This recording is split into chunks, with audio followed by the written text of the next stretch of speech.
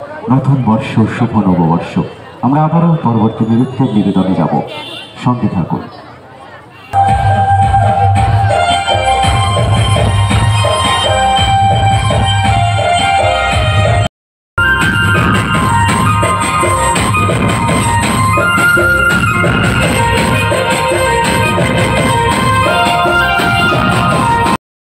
আজকের এই সন্ধ্যেকে আমরা আরো সুন্দর, আরো সৃজনশীল করে রাখবো। নতুন বর্ষকে আলোকিত করে এক সুন্দর পথ চলা। মঞ্চে আবারও স্বাগত জানাবো মা মনসা জীবন্ত মডেল গ্রুপের নৃত্যশিল্পীদের। আবারও নৃত্যের মধ্য দিয়ে নতুন বর্ষকে বরণ করে নেবার পালা।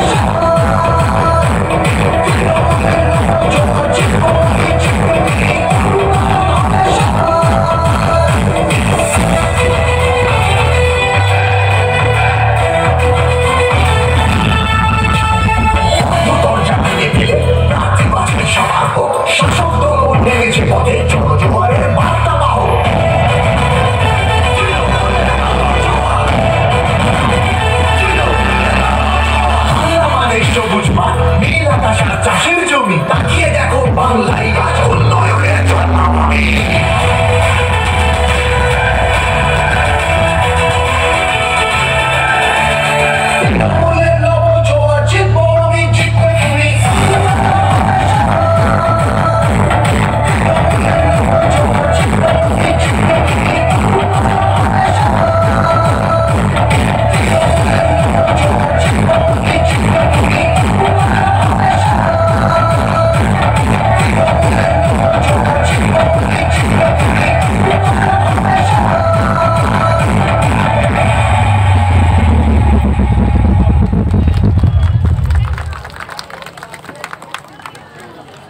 অনেক অনেক শুভেচ্ছা এবং শুভকামনা জানাই আমরা মা মনসা জীবন্ত মডেল গ্রুপের সমস্ত শিল্পী কলাকুশলীদের।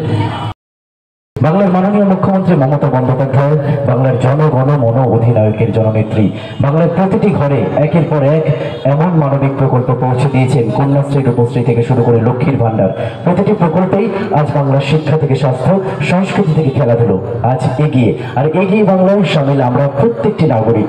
আর আমাদের মাঝে এই মুহূর্তে যিনি উপস্থিত রয়েছেন মঞ্চ আলোকিত করে, ব্যারাকপুর বিধানসভার মাননীয় বিধায়ক, যিনি ব্যারাকপুর বিধানসভাকে একটা মডেল বিধানসভা পরিণত করেছে সম্পূর্ণ পশ্চিমবঙ্গ মানচিত্রে, একজন জনপ্রিয় সফল চিত্র পরিচালক। তার থেকে আমরা শুনবো নববর্ষের দিন কিছু কথা।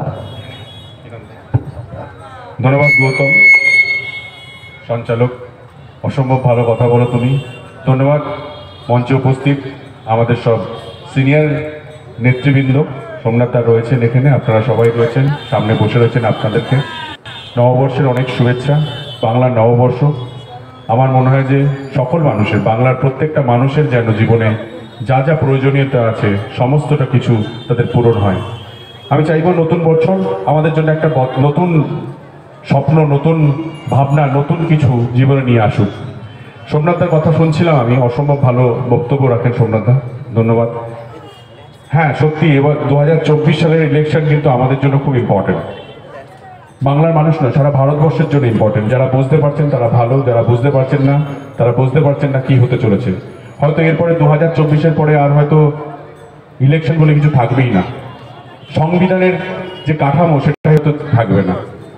গণতন্ত্র বলে যে শব্দটার উপর আমরা গর্ব করি সারা ভারতবর্ষের মানুষ, সেই গণতন্ত্রটা আর থাকবে কিনা বা আপনার নিজের কথা বলার অধিকার থাকবে কিনা সেটা কিন্তু চিন্তার ব্যাপার। এবং আপনারা যারা পড়াশুনো করেন, যারা একটু সোশ্যাল মিডিয়া দেখেন, যারা একটু নিউজ ফলো করেন, যারা একটু রাজনীতির আসল জায়গাটায় যদি মাথা লাগান, তাহলে বুঝতে পারবেন রাজনীতি কোন দিকে যাচ্ছে বা দেশের আসল দিকটা কোন দিকে যাচ্ছে। আমাদের মনে হয় আমাদের জন্য খুব ইম্পর্টেন্ট আমরা আমাদের জায়গাটাগুলি করতে পারি। ব্যারাকপুর লোকসভা কেন্দ্র অবভিয়াসলি আমরা খুব ভাগ্যবান যে ব্যারাকপুর লোকসভা কেন্দ্রে একজন প্রার্থী, তার নাম পার্থ ভৌমিক। তার বাড়ির সম্পর্কে, তার সম্পর্কে নতুন করে কিছু বলার নেই, কারণ উনি এতটাই অমায়িক আর এতটাই সহজ এবং এতটাই সরল, তিনি মাটিতে পা দিয়ে চলেন। তার মুখে কখনো হিংসার কথা শুনবেন না, তার মুখে সবসময় উন্নয়নের কথা শুনবেন, সংস্কৃতির কথা শুনবেন। আপনার পরিবারের সমস্যা হলে তার পাশে দাঁড়ানোর কথা বলবেন, শুনবেন ওনার মুখে আপনার গল্প বলবে। আপনাকে চেনে, আপনার পরিবারের সবাইকে চেনে, রাস্তায় চলতি সমস্ত মানুষদেরকে উনি চেনেন, কারণ উনি চিনতে চান তাই। উনি মাঠে নেমে কাজ করতে ভালোবাসেন, মানুষের সঙ্গে মিশে কাজ করতে ভালোবাসেন। শুধু রাজনীতি নয়, তার সঙ্গে অন্যান্য দিকগুলোও কিন্তু উনি ভীষণ সুন্দরভাবে পালন করেন। আমি ব্যক্তিগতভাবে ওনাকে বেশি পছন্দ করি, তার দুটো কারণ হচ্ছে, একটা হচ্ছে যে কখনো ওনাকে সঙ্গে মিশেছি, কখনো রাজনীতিক লোকেরা বলতে যা বোঝায় সেটা কিন্তু ওর মধ্যে কখনো পাইনি।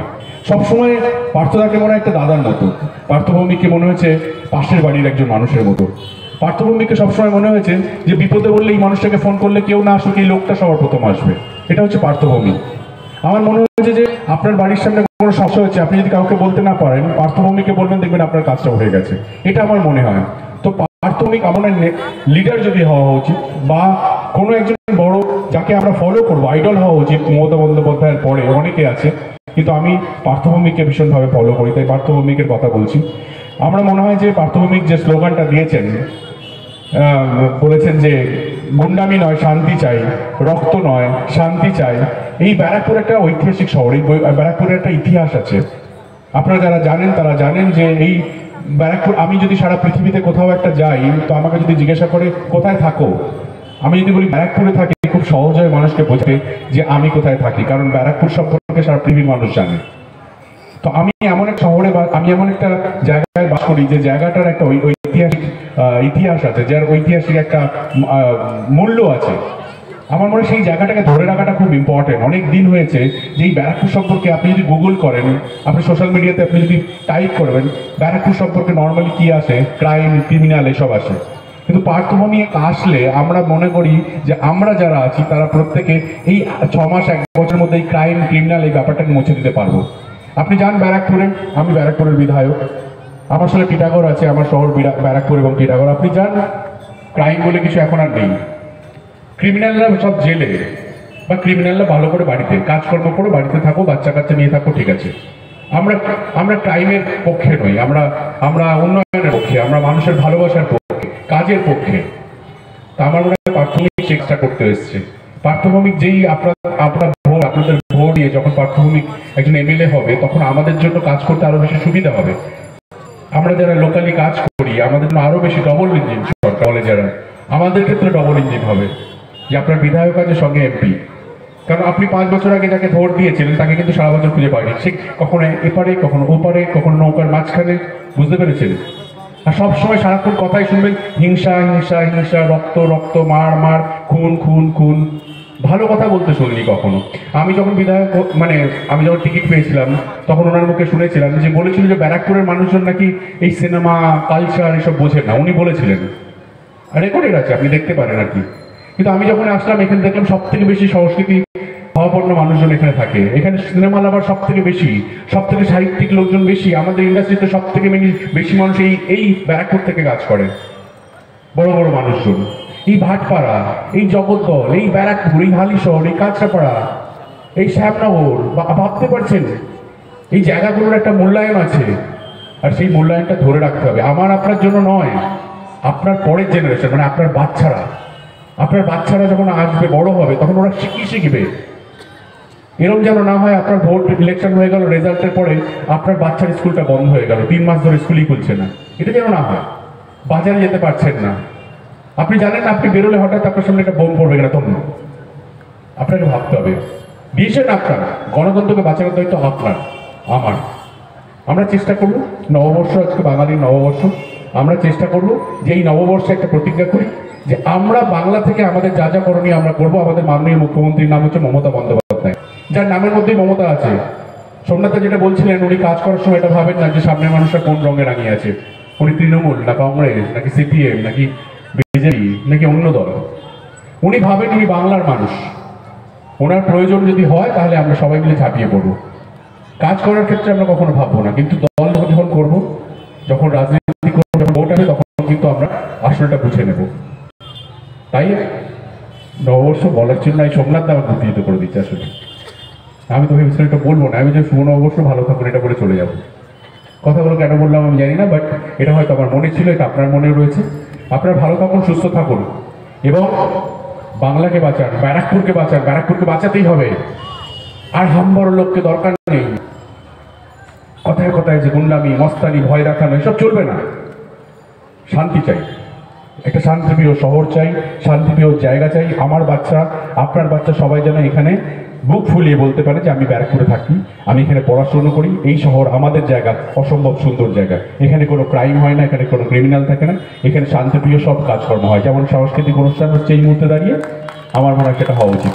সবাই আমরা এটা প্রতিজ্ঞা করি। ভালো থাকুন, সুস্থ থাকুন, সবাইকে ভালো রাখুন, শুধু নিজে নয়, সবাইকে কিন্তু ভালো রাখার দায়িত্বও আমাদের। ঠিক আছে, ধন্যবাদ। আমরা মন্ত্রমুগ্ধের মতো বক্তব্য শুনছিলাম, আর দাদা যখন বললেন যে আবার সাংস্কৃতিক অনুষ্ঠান হওয়া উচিত, তাহলে চলুন আমরা আবার একটু সাংস্কৃতিক অনুষ্ঠানে চলে যাই এবং তারপর আমরা আবারও আমাদের মাঝে বিশিষ্ট নেতৃত্ববর্গকে পাবো এবং তাদের থেকে কিছু কথা শুনবো। আমি এই মুহূর্তে আবারও সৃজনী নৃত্য কলা কেন্দ্রের শিল্পীদের মঞ্চে স্বাগত জানাবো। এবং আমরা জানি যে এই মুহূর্তে বসন্তকাল, আর বসন্তে বাসন্তী দেবীর আরাধনা। তাই চলুন আমরা সৃজনী নৃত্য কলা কেন্দ্রের শিল্পীদের মধ্য দিয়ে সেই উমাকে স্বাগত জানাবো পরবর্তী নৃত্যের মধ্য দিয়ে। সঙ্গে থাকুন।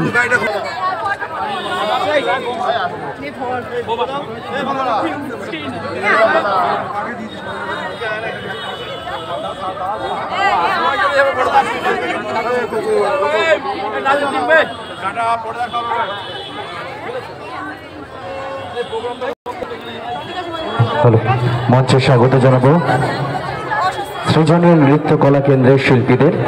আমরা আবারও নৃত্যের মধ্য দিয়ে আমাদের আজকের এই বর্ষবরণ বাংলা নববর্ষকে স্বাগত জানিয়ে যাব। আপনাদেরকে একটু অনুরোধ করছি, আমাদের কিন্তু এখনো আরো অনেক অনুষ্ঠান রয়েছে আমাদের মাঝে। আর কিছুক্ষণের মধ্যে আমাদের মাননীয় বিধায়ক শ্রী সোমনাথ শ্যাম মহাশয় একটু বাদে উপস্থিত হবেন।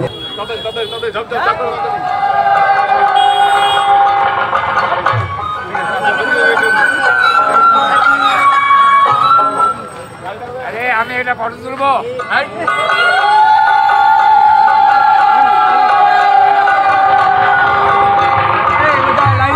বয়স্ক লোকটাকে একটা তুলে নিন দাদা।